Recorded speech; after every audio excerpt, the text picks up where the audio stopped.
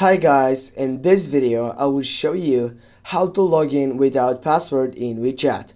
Firstly, when you open up the application, you're gonna see these different setups in which you need to go log in into your left side.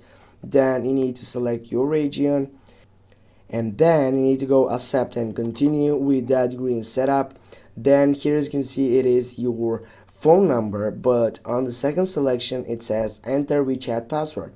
Now what you need to do to get up and log in without password, you need to click on login via SMS verification code, and now as you can see we need just to put the verification code.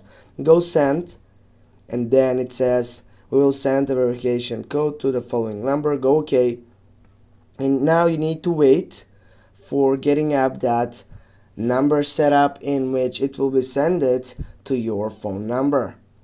When you get up the phone number, you need just to put it in the line setup, and then it will be bring it and it will be login without password.